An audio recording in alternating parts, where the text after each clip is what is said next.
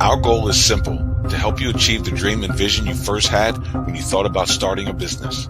We're here to make growing your business less complicated. There are building blocks to build a sustainable business. We promise to seek them out and address them all. The Better Your Business Show starts now.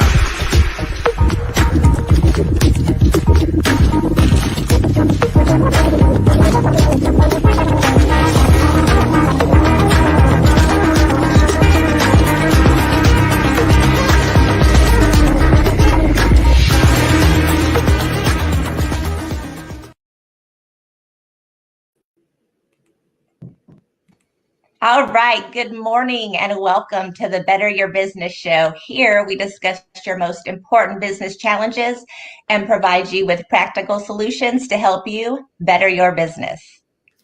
That's absolutely right. If you're an entrepreneur, a solopreneur, a mamapreneur, any type of preneur, then you have goals to achieve. You have aspirations. You are visionary. What you may not have are experts. Now, experts help you to accomplish those dreams and goals and to crystallize them and make them real. And one of the things that you may keep in mind as you're building your business is that as you started, no one handed you an instruction manual. No one provided you the step-by-step process to get you from zero to hero, as we like to say. And so that is really the purpose of the show, to bring on the experts who can break down the troubling blocks that are holding you back from achieving your goals so that you can begin achieving your dreams today. That's right. So whether you're joining us live or watching the replay, make sure you take your free business assessment at pillar5.com. Then you can join us virtually and we can address your comments and concerns throughout the show. Indeed. Absolutely. Well, today's going to be a really interesting thing. But before we get into today's show, and we have this great guest coming up, I wanted us to take a moment and just respect all of the great news that's coming out today and all of the good information that are impacting business owners, like the government passing the new stimulus package with a new EIDL and the PPP loan. Now, we're obviously not going to get into that on the show, but I just at least want to make it aware. If you just waking up and you haven't heard that information, now you can run to the news, run to Forbes, run to LinkedIn, run where you go and go get that insight and go get that information from the experts there. And we may be doing a show on the EIDL and PPP loans coming up here pretty soon. But stay tuned for that. Well, guys, I want to say we can't forget it's International Women's Day, Carlton. Right, yeah. Oh, I'm not going to forget that. You're Right? not going to forget that. It is International Just Women's throw that Day. out there. So we got to big them up. We got to big them up. We got to whoop, whoop. We got to throw it up there. That's right. The ladies doing it all, making it happen.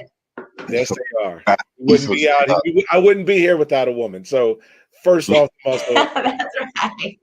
Got to be thankful. Yeah. So today, guys, I'm really excited. Today we have amazingly insightful person, Pradeep Anand. He's going to help us do a deep dive in today's topic.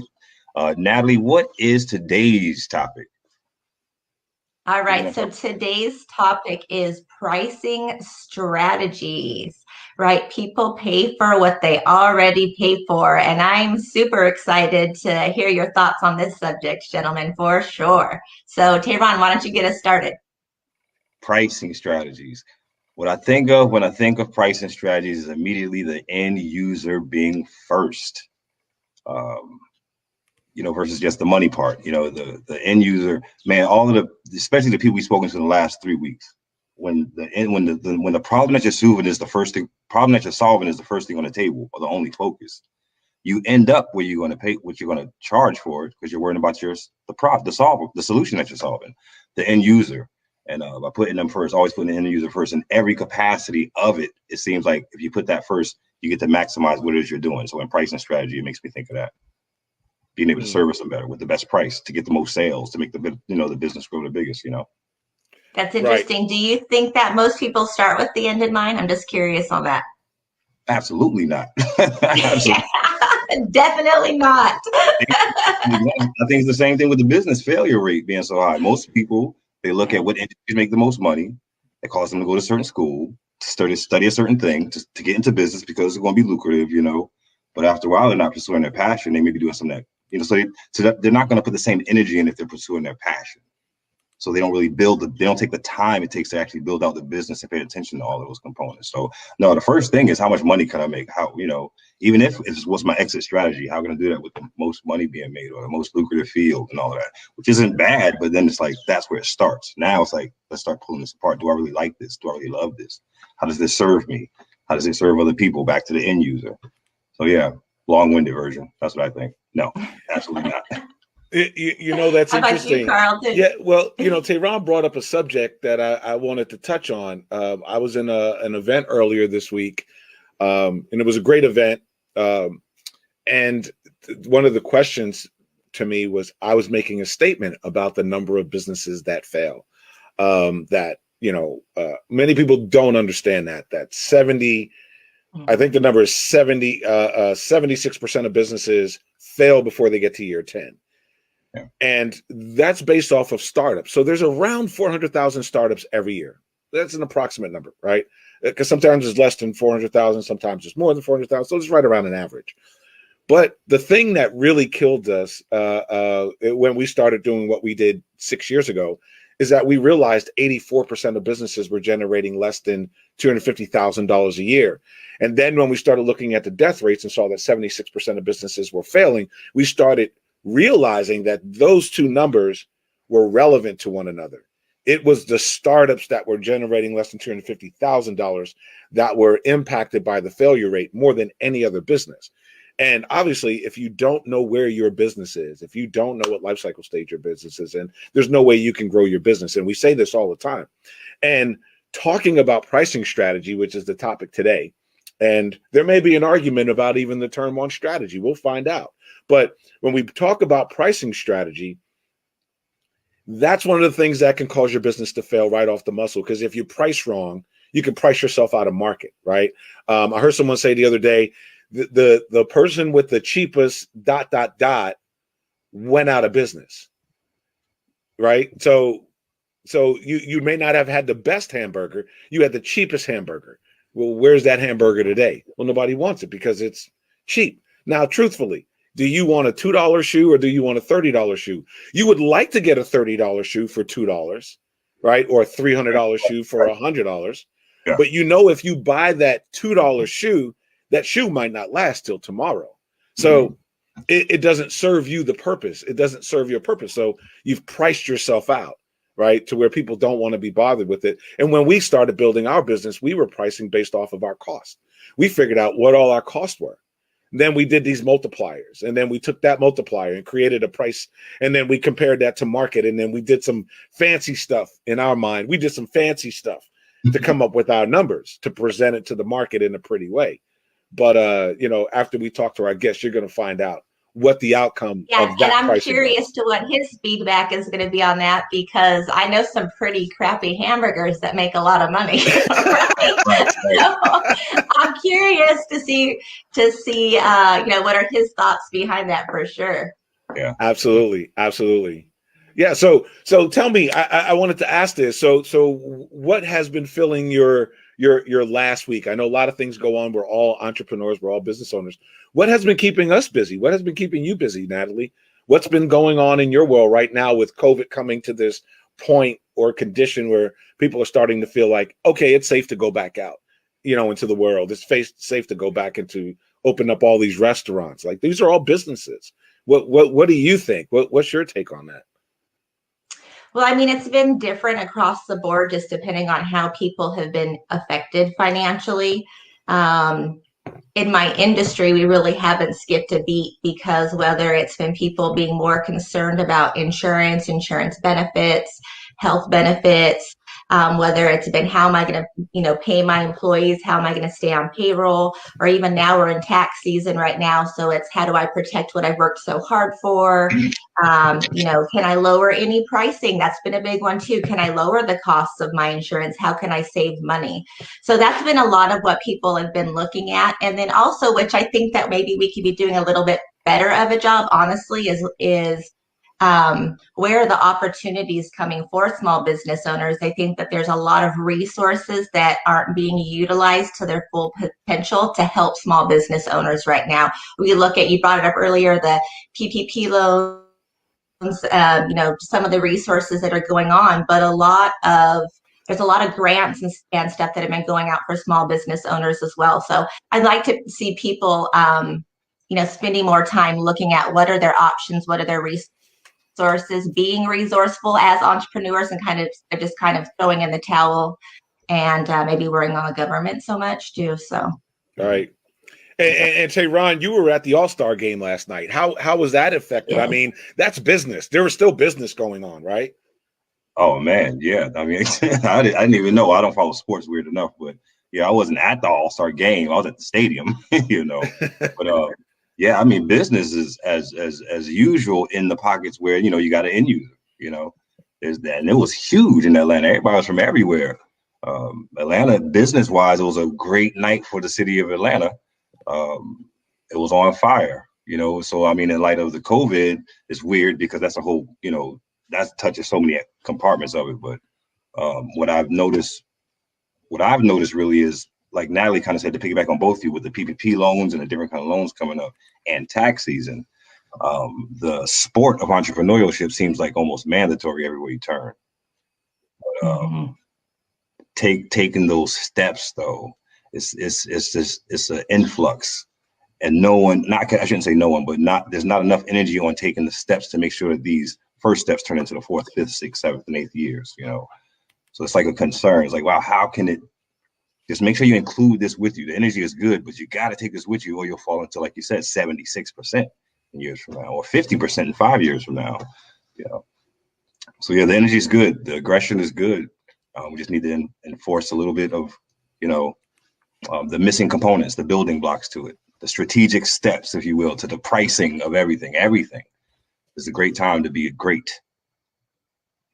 Awesome. Yes. And I love what Colette just posted on there too. It's also, what are we doing with that money that we're getting, right? Are we leveraging those resources? Are we reinvesting it to help us grow? So awesome. All right. Well, are we going to take a quick break right now? Are we bringing up all right. So we're going to go into a quick break, and then we'll be back with today's guest, Pradeep Anand. We're super excited to have him on the show.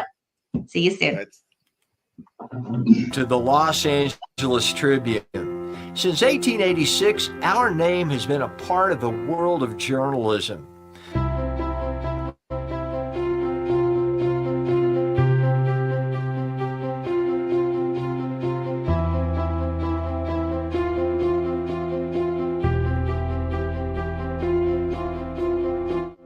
We have earned a reputation for being a publication that practices integrity, authenticity, and responsibility. For general inquiries, contact today. Thank you on behalf of the Los Angeles Tribune team.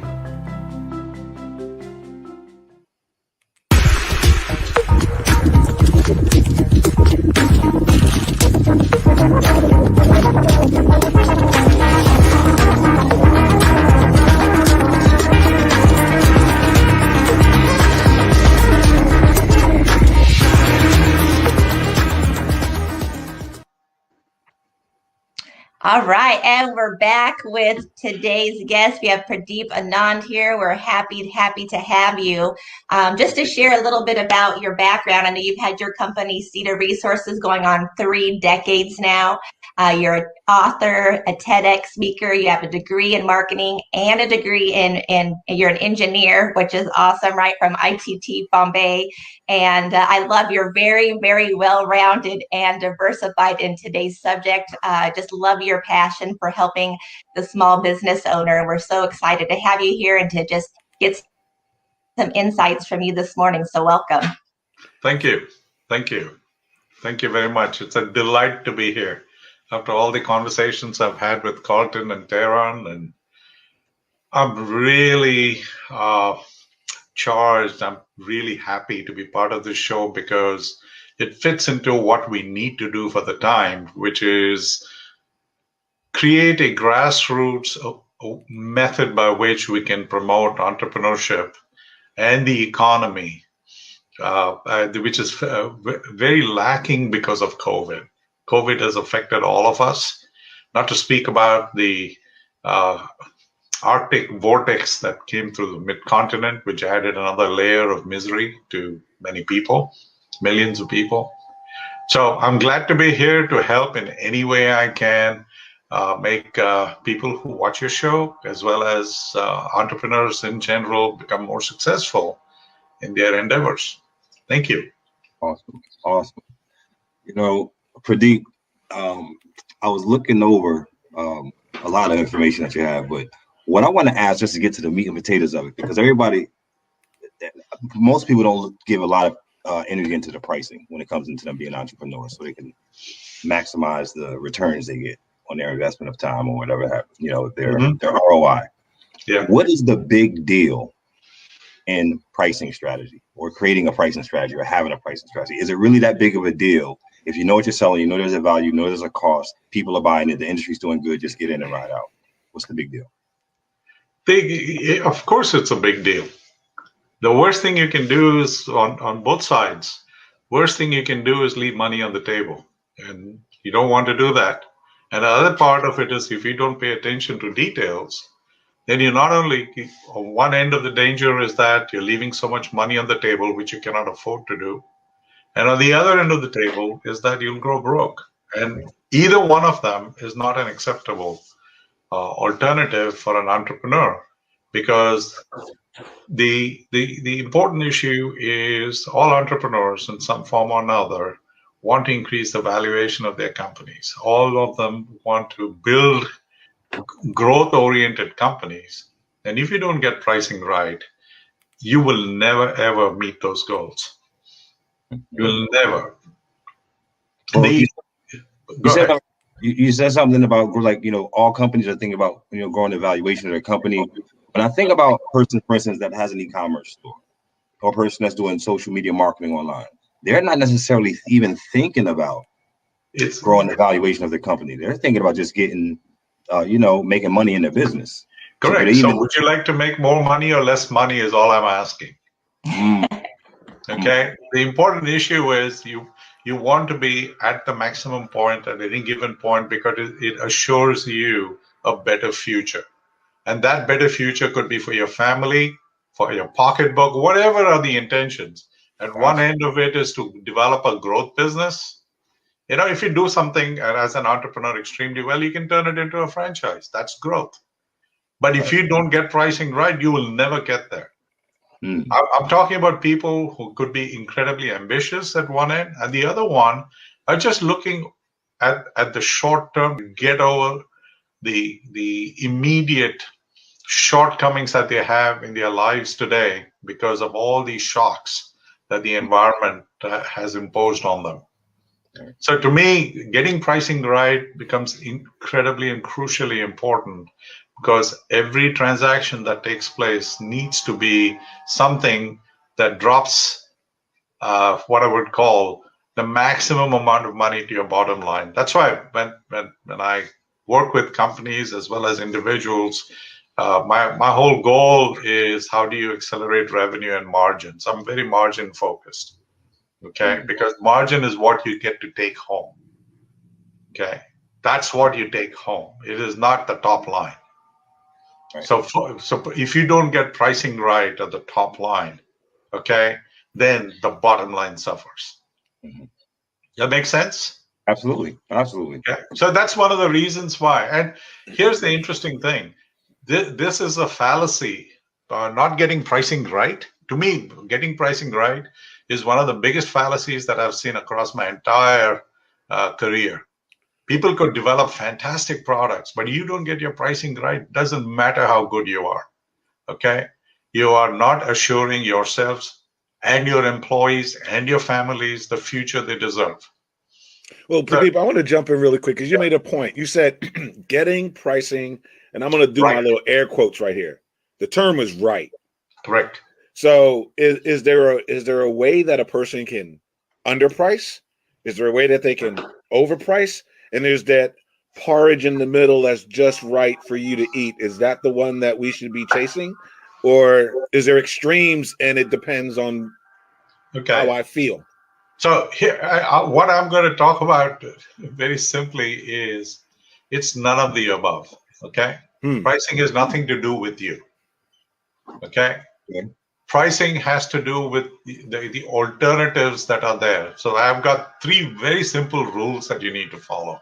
The first one, which wherever I am, I mention at least thrice as the top 3 rules of pricing. The first one is pricing is a function of alternatives. Pricing is a function of alternatives. Pricing is a function of alternatives. If people have alternatives, I don't care what, that's what defines your price. Gotcha. Okay? You know, that's number one. The second alternative we need to remember is customers buy value. I mean, however you define value, you can define it in monetary ways. You can define it in very abstract ways. Like you talked about, you know, a $300 pair of shoes, or a $20 pair of shoes. It's all about value. What do I get out of it when it could be food, you know. You talk about quality of hamburgers there. All of them, it's all a function of the value that is delivered. So remember that. And to me, especially if you can turn that into something that people can translate into numbers, I have a very simple formula. Value is equal to benefits minus cost. Okay. Value is again, values. Value is equal to, it's a simple equation. Okay. Now I'm going to my engineering brain. Okay. Simple equation. Value is equal to benefits minus cost. All you have to figure out is, now there are 2 values you got to figure out. The first one is your competition, your nearest competitor, and then yours, and see the difference between those 2, and you can figure out how do you price your product, because it automatically gives you a price ceiling. I can't go higher than this. Okay. Right. But again, what's my first rule? It's all about competitive products. And the second thing is value has to be figured out. Okay. Benefits minus cost. If there is a competitive product that's close enough to you, then pretty much you know what to price your product. But there is no product that is close to you, but you deliver substantially better benefits, you better figure out what it means in dollars and cents, and you can add to it and get a better price. Okay, you understand? This is very simple arithmetic. Right. Okay, Right. but you need to know arithmetic to be in pricing. Gotcha. Okay. So Very Pradeep, so I want to cut you off right there. So that's why, in my mind, pricing strategy, when we were doing ours, we ran after our CFO and said, "Come in here and help us with pricing. Were we doing this right or wrong?" That's my third rule, which is okay. Customers don't care about your cost. So never ever price based on cost. There are only 3. Think of it as a triangle. The triangle is basically on one side is alternatives, the other one is value, the third one is cost. The customer doesn't care about costs at all. Right. If they do, they're being nice to you. You do need to be nice. So there is an element where you say, okay, I understand right now people need to support themselves, but it's coming out of a completely different bucket. Because here's the thing, even when people do charity in this area and contribute and support businesses, there is a sense of value that they get out of it, of having done some good. You understand what I'm saying? There is if all kinds of chemicals go off in you, I don't want to go into that. But the point is, it has nothing to do with costs. Right. Absolutely nothing to do with cost. When was the last time you went to fill up gas in a gas station and figured out, how much does this cost me? Cost the manufacturer? How much does it cost to transport it over here? All you're concerned about it is, does this get me from point A to point B at the lowest cost, or something of that nature? Do I get better mileage with it? Or even for that matter, the location of the gas station makes a big difference. People rarely go past the nearest gas station. Why do convenience stores charge more for gasoline than regular stores? Why do convenience stores charge more for products than a regular grocery store? All these things have nothing to do with cost. Right. It is value to the customer. And the nearest alternative that is available to you. Okay, if there is a dollar store close by, the convenience store will have a different pricing strategy than if there is no alternative around. So keep all those things in mind. So, but there are only 3 rules. Number 1, pricing is a function of alternatives. Rule number 2, value. Customers buy value, and value is equal to benefits minus cost, and you need to do it for yourself and your competition. Okay. Number 3, it has nothing to do with cost, guys. I'm sorry to tell you, you cannot convince me to buy a product just because it costs you more. I will go where I get the best value. That's true. That's true. But if we think about entrepreneurs today, and when I say that term out loud, entrepreneurs, my brain automatically focuses on the 99% that are small businesses, the 86% that are generating less than 250,000, the 76% that normally their businesses die before they reach year 10. That's who our audience is. That's who's listening. That's who's trying to get out. I agree with you. And but so when they go, even they cannot escape these rules of economics. Just keep Mm. that in mind. I mean, these rules, I mean, people will accept them during a trial period and test them out and everything else. But over a period of time, people, especially if you're a continuous business, if you want to run it continually, people will test them out after a certain point. But once an alternative that comes along, which is slightly cheaper or has greater value, I shouldn't say cheaper, value being the same, then you look for something cheaper. But value being different, then you can charge more. Hey, I came and did all this. For example, we had this recent freeze, and I mean our vegetation is decimated in our area. Now, I just happen to be the kind of person that when you look at people providing all these services, the plumbing services, all of them, the demand is incredibly high for them. But there is the other part too, that you cannot gouge at the same time. right. Laws against it. Okay. So I'm not saying the value could be incredibly high, but just because the value went high doesn't mean that you can actually ride high on it. Just like some of the power companies are charging a substantial amount of money for the emergency powering, wholesale pricing that some customers are picked on to get some benefits out of it. The other thing is always remember for customers, I mean, I use this for customers more than for companies, there ain't no free lunch. Okay. Right. So Pradeep, so is it all right? So would it be safe to say that there's a cheat sheet, and the cheat sheet is build value, corner the market, drop your price lower than anybody else, and you're good. You're set to go. There's not much to it. No. Here's the thing: don't ever assume just because you lowered your price that demand is going to go up. Okay. Don't ever assume that. Mm-hmm. Okay. Because demand is what it is. It's not a function of. It's not always. You're not selling lithium. Okay. Or you're not selling, you as entrepreneurs, particularly the size of companies are looking for, just because you reduce the price is not going to increase it because of the nature of the market, nature of the business. Just think of it as something, if you reduce the price, you'll just make it competitive. But the most important thing is, look what it does to your bottom line. You absolutely have to look at your margin. If I'm not taking money away, if I'm not taking money away to pay my bills, it's not worth it. Right. There is no point subsidizing a customer from your pocket. That's what you're doing when you're lowering a price. You're subsidizing a customer. Why? Customers who have money don't need your subsidies. That's true. I'm very aggressive when it comes to pricing products. I've worked with a lot of in a lot of areas where, as suppliers, I'm talking about especially during recession times, as suppliers, the amount of pressure that suppliers have during recessions is phenomenal. Okay? And because there are other alternatives out there, it becomes even more crushing. And having lived through several of these, okay, and fought for the suppliers in these areas, and help them figure out how do you beat the big guys who have deep pockets.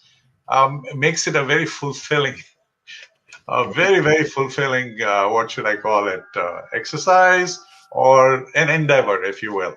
So for entrepreneurs, I'm saying the same thing. If your customers have deep pockets, you please think 100 times before you reduce your price. Right. All you're doing is taking money out of your pocket and giving to customers who have deeper pockets. Interesting way to look at that. Beautiful way to look come at on, that's the only way to look at it. Right. Yes. Right. Particularly if you're an entrepreneur. I've worked with them, so it's not that I don't know their.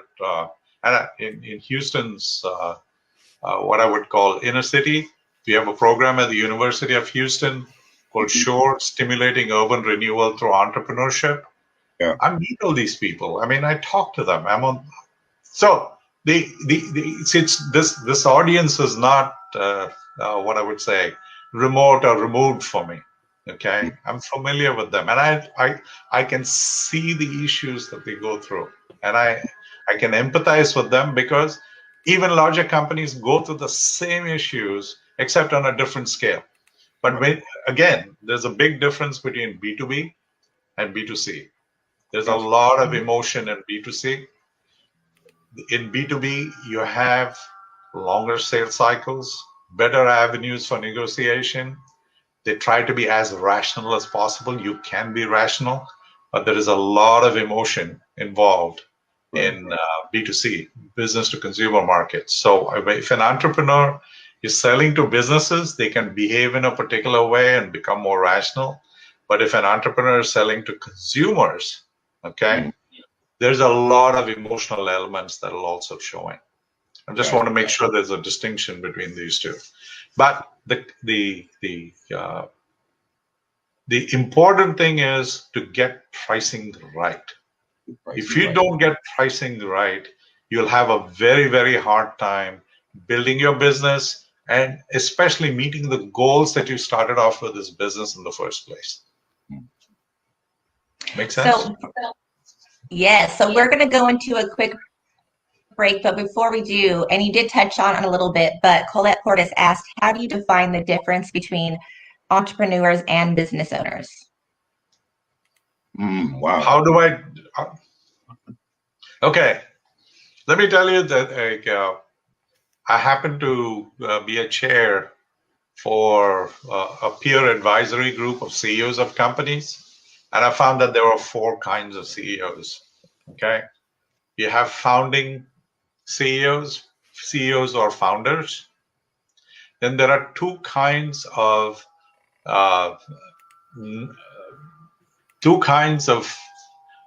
CEOs.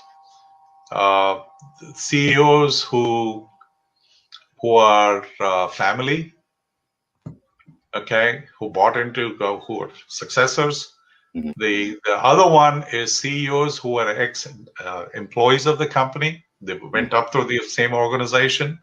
And the 4th kind are people who buy into businesses from the outside.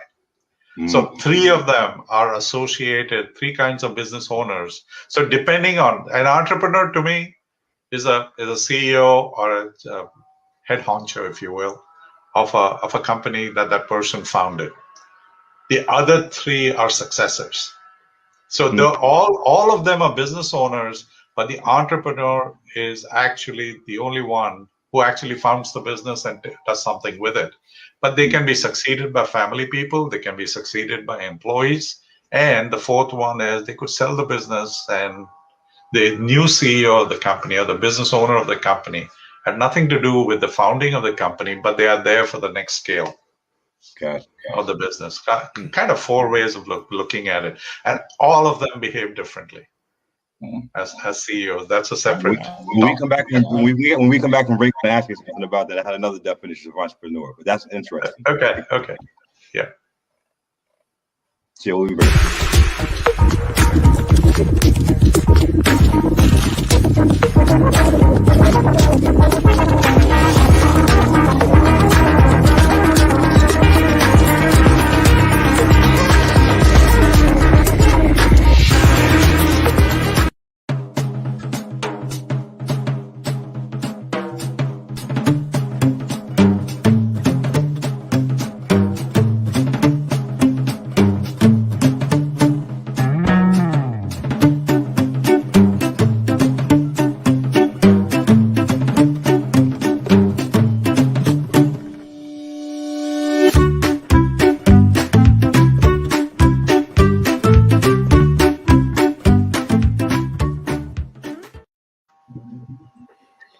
Yes, And indeed. we are back with Pradeep Anand, author, engineer, and pricing strategy. And I know he's going to hit me in the head because I said strategy on the end of that. Pricing strategy guru.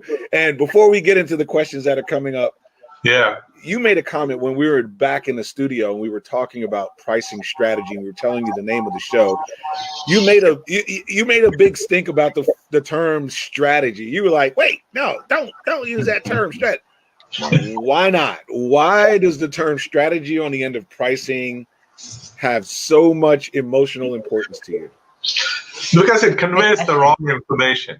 Okay. Anytime you use a big word like strategy, it sounds like you have to actually, you're preparing for war and you're General Schwarzkopf, trying to figure out how to get Saddam Hussein out of, Kuwait, and it's quite simple. Okay, there are only three rules. I mean, there are three layers of pricing, is the way I look at it. Most important one is the first one is: do you want to be a follower or a leader? Okay, the very important. The second one is really based on what you call strategy. I just say, figure out what your value is. Okay. And the third one is tactics. Or to me, the pricing is one of the simplest things that you can do. I always talk about in any business, there are only 5 gears of growth. Okay. You can take advantage of market activity, market drivers, and I'm going to put them in increasing risk. The easiest thing to do, the lowest risk thing, is to take winds that are blowing into your sail and take advantage of it and grow your business. That's number one, market activity. The second gear of growth to me is improving pricing effectiveness. Because interestingly enough, the biggest opposition to price doesn't come from customers, especially those who understand value. It comes internally from people as well as their company. Okay. They're afraid that if I raise my price, I will lose share. Okay. Number three is increasing market share. Now, that is hard. When you want to increase market share, and again, I like to think about it as increasing margin share in your market rather than just revenue share. Makes a huge difference in the way you pursue a market. Number four is taking your product and service and going to new markets. Okay, but existing products. And the fifth one, which is the most difficult one to do, is creating new products. And you got all these combinations in there. Okay, creating new products and new markets is even harder. So having done all of these things, these 5 things, the fastest way is to take care. If you want to grow your business, number 1 and number 2, look at what's blowing out there and take advantage of it. And number 2, improve pricing effectiveness. Okay, that is the most important thing. And there are 3 layers to it. Do you want to follow or do you want to lead? Number 2, figure out where you fit in and what's your value. I give you the formula for it. And number 3, now think about all the tactics, because the last mile, and it starts all the way from understanding your customers and bringing it all. It is not just about doing the last piece out there, which is tactics. If you're thinking only tactically, you're going to have a very hard time to increase your price later when you suddenly realize that, oh my God, I should have charged a lot more for my product because it's valued a lot. I'm giving it away. Well, Pradeep, you just made a good point about pricing. Is it okay for a business owner to hear this conversation with you, right? And Yep. to understand now that maybe I did this wrong. Is it okay now to go back and make those adjustments and Absolutely. the price? Better late than never. Better late than never. I mean, I've done it, and I've done it with products which cost tens of thousands of dollars. Okay. Long time ago. But the point is, it's better late than never. If you figure out what the value is and what you can charge a customer and what the market will bear, okay, because it's a function of alternatives. If your product is better than anybody else, figure out why it's better, figure out what the monetary value of that is, and you charge. That's your price ceiling. Anytime you go out there to to price your product without having figured out your price ceiling, you're leaving money on the table. You're taking money away from your livelihood and your family's livelihood and the communities. So do I need does the entrepreneurs listening in, do they need to go get their accountant and their CPAs and their CFOs to come in and do this component, or who should they be talking to do this? They should be talking to customers, founders of companies, entrepreneurs. Your money comes from, what's your source of the money? It's customers. You have to go to customers. Understand your customers. Get a few of them. Talk to them. In larger companies, they call it market research, okay? But any CEO of a company who doesn't do intuitively their own market research, and chat with them, talk to them. You don't have to be super good at it. Ask customers who like you, why do they like you? Okay? You can actually, particularly entrepreneurs can actually ask their good customers, why do they like them? And how much more would you be willing to pay for what I do? You can ask that question, because the ones who are interested in you continuing for a longer period of time, which is in their self-interest, will tell you how much they're willing to pay. It happens all the time, substantially more. You don't have to look at customers that they're on that side and I'm on this side. Right. You don't have to look that way. We are both on the same side. You know, before I wanted to ask you something about when you said entrepreneurship, and it ties into this. When you said, you know, you can do your own market research if you're a business owner, but when you mentioned a different kind of CEOs, the founder CEOs, people who buy in, successorship, are you saying that those CEOs would be the ones actually doing the actual market research? Because what I'm asking in the short term, let me say it in a different way. What I'm asking in the short term, can you be an entrepreneur without having a team around you to help you do these things, or you need here's the thing. Start at an informal level. Why do you become an entrepreneur? You can be done by saying, hey, I can do this well. Okay, I can do something well. I have a talent to do something and I want to sell it. Okay, and let's say, I know yesterday or day before, there was an article in the Houston Chronicle about these. We've had a lot of job losses in the oil and gas industry, and these are people who are gone into other businesses, are entrepreneurs, you know. And I'm looking at them and I'm reading this article, and unfortunately I couldn't get them to come to the show fast enough, but I'm going to send them. One of them connected with me on LinkedIn, you know, and I'm going to send him the link to this. The key element, you don't need a team. What you need is the attitude that I'm doing something of value. I want to maximize the return that I'm getting for this. And there are ways of doing it. And pricing is just one way of doing it, okay?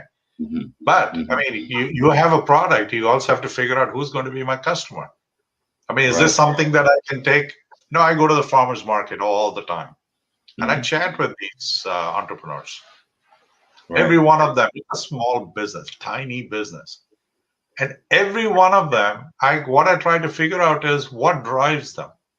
I'm not there to to bargain. Whatever the price is, if I like the product, and I say, yeah, I'll buy it. Right. But when so they don't have the ability. But when they ask me a question, he says, you know, some of them I know that I've been going to the same farmers market for 20 years, and I've seen people become grandparents and mothers and fathers and all that. But the point is, they'll ask me questions because they're familiar with me, saying, am I charging too much for this? You know, because they know that, you know, I'm kind of generous in terms of paying. But I'm the kind of customer that they would like to talk to. Am I charging too much for this? Nah, you're okay, you know.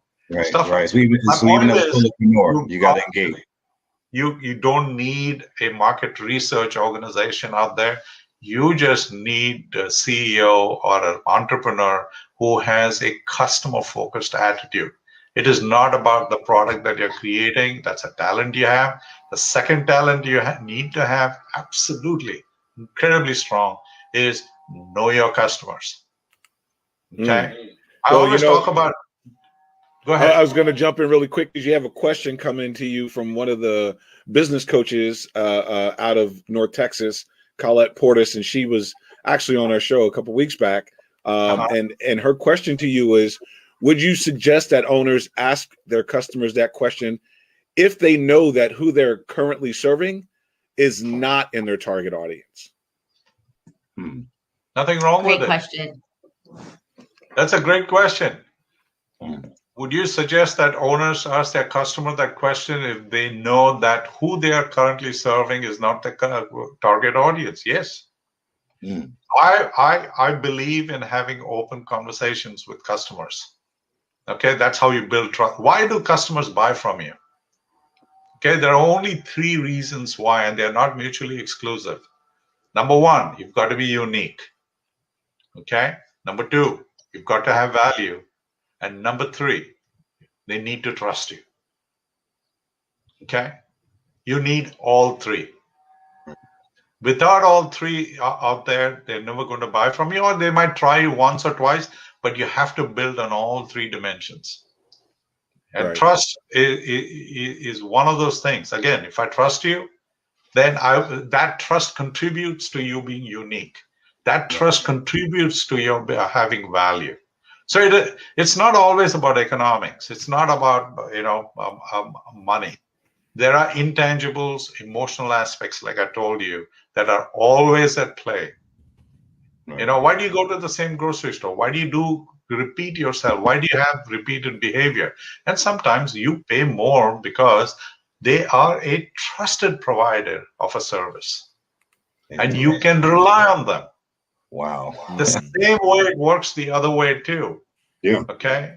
You're a vendor, but on the other side, vendors also have to look at customers and say, these are my reliable, trusted customers. I've got to treat them kindly. And they're the people who may even give me feedback.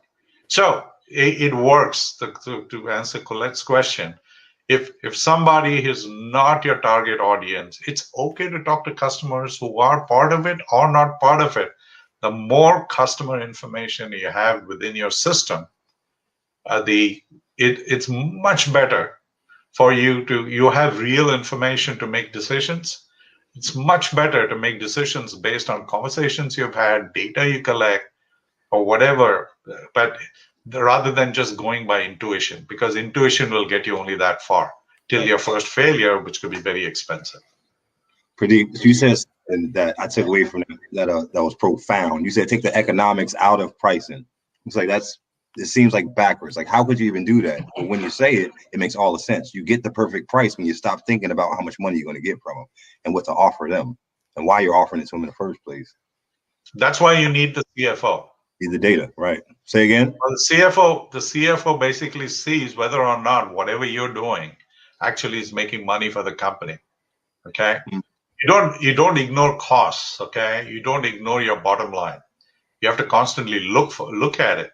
Don't ignore it. I'm not saying you should. The point is, but that is more for monitoring. It is not for defining what your price ought to be.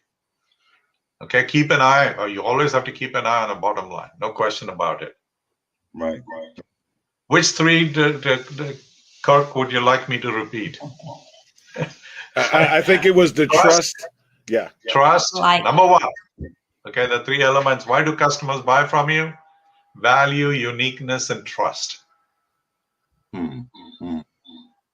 Very important, those 3.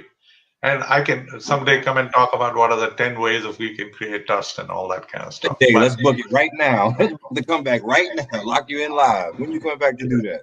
Yeah, I definitely think that's important. That's here's the thing. Focus completely on customers. Focus completely on customer value that you deliver, and work backwards. Okay, to competition. Don't let competition drive your pricing. That is going into the valley of death. Wow, that's incredible. It's like always the you think about. That would you think that's the first thing. Only on customers, but then when you're looking at how do you price it, your price is a function of alternatives on one side.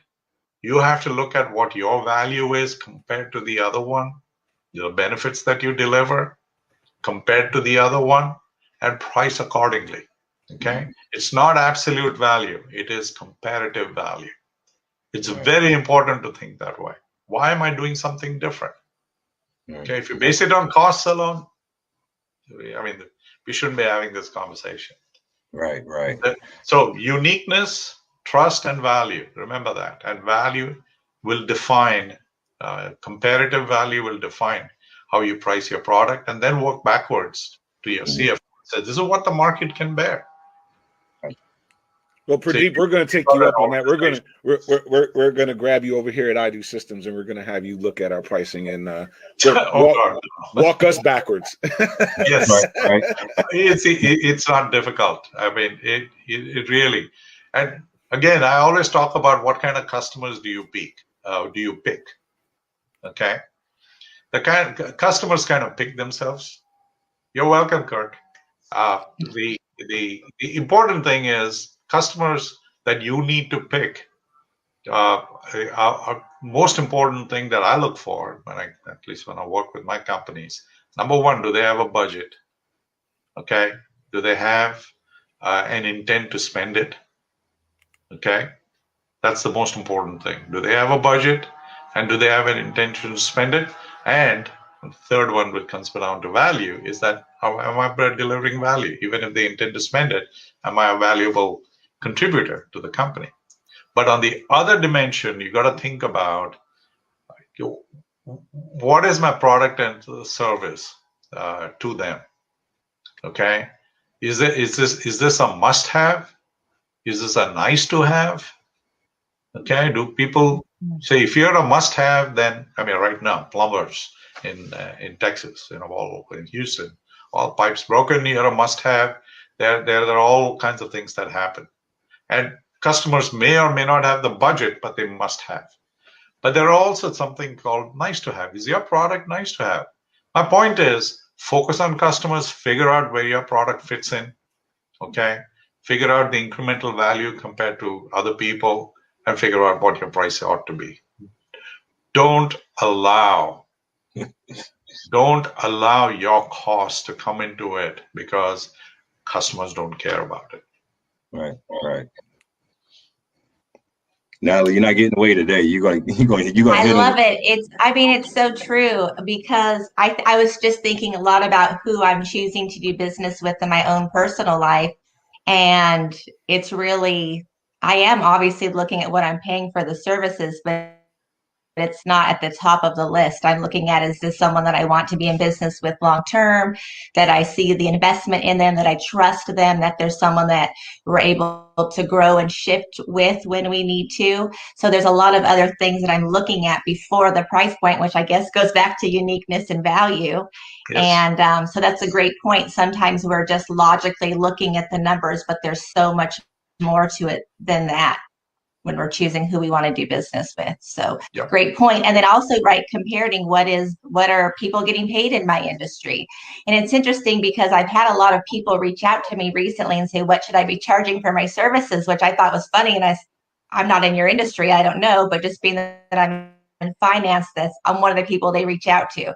So now I have a way to help support them in that as well. So awesome information that you shared with us, Pradeep, today. I've enjoyed it very much. I think it's great for what's going on in the economy right now as well. Yeah, glad to help, and I have to answer Kirk's question about the Beatles. Yeah, he's asking the question. Well, my office is like I always shared with these folks from I Do Systems. My office is like a museum. I mean, it actually has photographs from my grandparents all the way to my icons, and the ones who had tremendous influence on me growing up were the Beatles, all the way from Love Me Do till whatever they did. For the longest time, I'm considered to be one of the first and one of the strongest or most, what should I say? I'm a very strong Beatles fan. Yeah. To the extent that one of my milestone birthdays, I won't tell you which, my family decided to take me to Las Vegas to see Cirque du Soleil's Beatles Love. That's how significant it is. So And at the right time, the right music. I've shared with them that that's one of my passion is global music. The Beatles are just one element of it, but I listen to music from all over the world. So it's the music. I don't play any instruments. Yeah. I don't have the discipline to do it. Or the band. Awesome. All right. So, you got us, Carlton? Or Yep. You got it. You're good. All right. All right. So Pradeep, thank you so much for being with us today. It was just an honor to have you on the show. And I know that we're going to just be wrapping up here. Any last questions that we have before we go, guys? Let me ask this. Yeah, I do want to ask a question. Sure. Does pricing have the same relevance? Does it need the same CF? Does it really, like you said, you can do the market strategy yourself. You can find out by talking to your customers, ideal customers. Or sometimes you have a business that's, again, online. You don't get it's not a mom and pop situation, even though you're a small business. Does it matter the industry you're in? A person doing in real estate, a person doing, again, an e-commerce store, doing marketing online, a SaaS company, financial advisor. I mean, is it? I guess what I'm asking is it a big deal everywhere? Does it take the same amount of energy, or could you be using way too much time in this? It's not that complicated. It's just this. Does it ever fall? Is there a category where it ever falls into that? It's not that serious. I'm Do very good. you need a CFO? Do you need a CFO when you're thinking of pricing if you're going to do a barbershop? You don't need. It depends on the magnitude of the transaction. Okay. Sometimes you can jump to conclusions about, if the risk, it's a function of risk. If there's a lot at risk, yes, you might need to get. This is what happens in business to business environments. Okay. Because the transactions are so huge, you have teams making decisions on buying a product, and price does play a role. But to me, it becomes easier to explain to people when there are multiple people involved, because ultimately nobody wants to buy a product, okay, that doesn't deliver value better than the competitive product. That's always been the rule for success. So can you imagine? And there are more people involved in business to business environments in making purchase decisions. Not just procurement, but there is an end user. There's a technical buyer. There's the senior executives. There are all kinds of people involved. So it becomes a rational decision. Mm-hmm.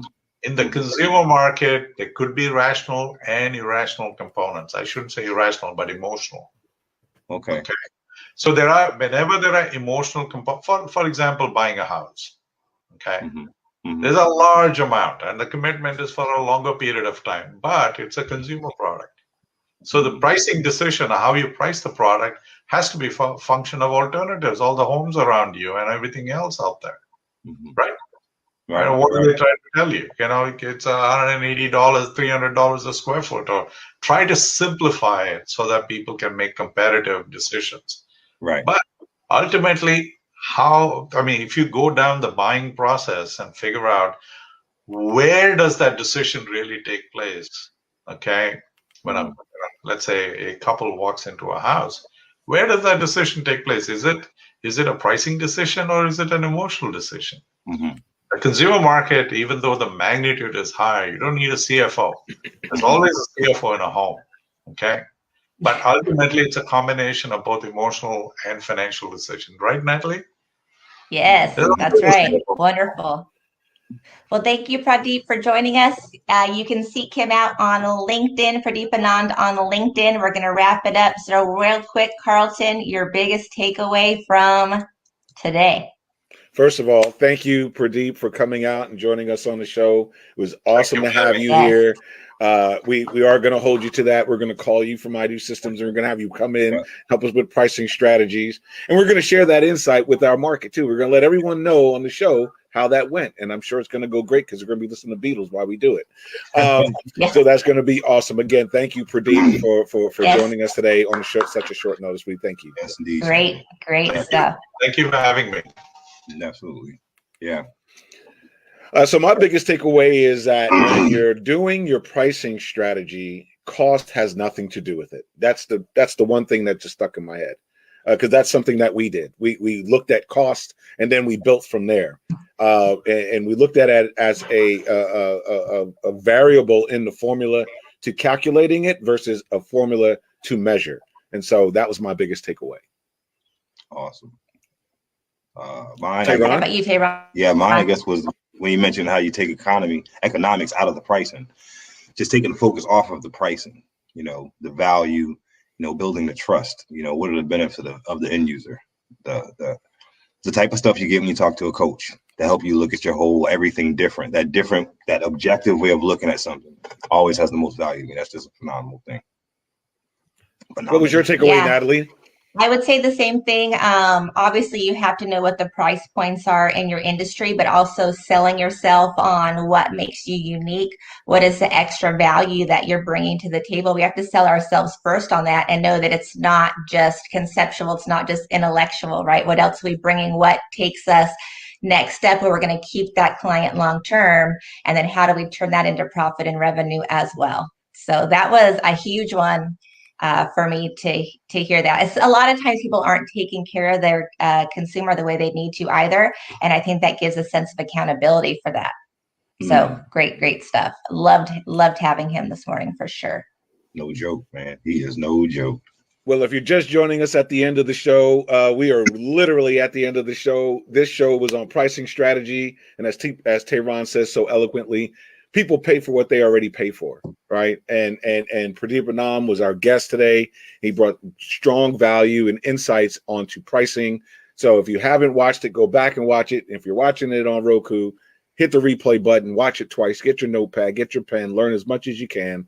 And don't forget to check us out at I Do Systems on the Facebook channel, because that's where you're going to get all of the live content. And don't forget to take your assessment so you can find out where your business is and join us live on the show so you can talk to our expert guests like Pradeep. We have Los Angeles Tribune too on their Roku channel. That's right. That's where it is. It's on the and that is our collaborating partner. We're so thankful to have them. Mo Rock over at the Los Angeles Tribune, Natalie Forrest over at the Los Angeles Tribune. Love you guys. Thank you for having us. Thank you for being a part of this team. We have our beloved Natalie Esmond from Your Money Expert, of course, in the house, who brings you all of the knowledge on the financial side. And we have Tayron Glover, who is a co-founder of I Do Systems, brain tech up there. And I'm just me. I'm Carlton Hoskin. I'm your journey mapper from I Do Systems. Thank you for joining us for the show, and we'll see you next week.